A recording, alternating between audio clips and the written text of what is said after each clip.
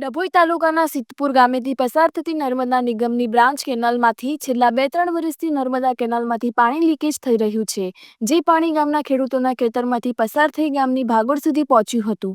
ગ્રામજનો તેમજ ખેડૂતોએ નર્મદા નિગમને વારંવાર રજૂઆતો કરવા છતાં પણ કુંભકર્ણની નિંદ્રામાં ઊંઘતું તંત્ર જાગતું નથી.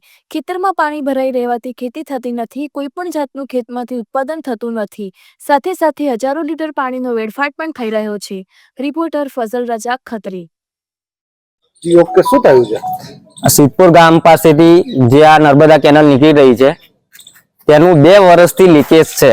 આ મારા કાકા છે, એમના ખેતરમાં રહી અને પાણી 2 વર્ષથી સદંતર વહી રહ્યું છે, જેમના પાકને પણ નુકસાન થઈ રહ્યું છે. એમનો કપાસ બી આજી વખતે બિચારાનો કેટલો બગડી ગયો.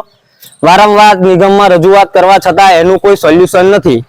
તો મારે ખાલી એટલું કહેવું છે, અને આ ટૂંકામાં તો ખેતરમાં હતું પાણી, પણ હવે આ તમે જોઈ શકો છો પાછળ તે સિદ્ધપુરની ભાગરમાં કે આપણે દવાખાને પાસે થઈ અને પાણી પસાર થઈ રહ્યું છે. આ તો નાનું છે, કાલે મોટું થઈ જાય તો ગામમાં વધારે નુકસાન થાય. તો મારે કહેવું એવું છે કે આના જે લાગતા વળગતા અધિકારી હોય તો એનું વહેલી તકે એનું નિરાકરણ લાવે એવી માંગ છે અમારી. કેટલા વર્ષથી આવું છે અને તમે રજૂઆત કરવામાં આવી તો? 2 વખતે સાહેબ રજૂઆત કરી છે અને આ 2 વર્ષથી સદંતર પાણી વહી રહ્યું છે.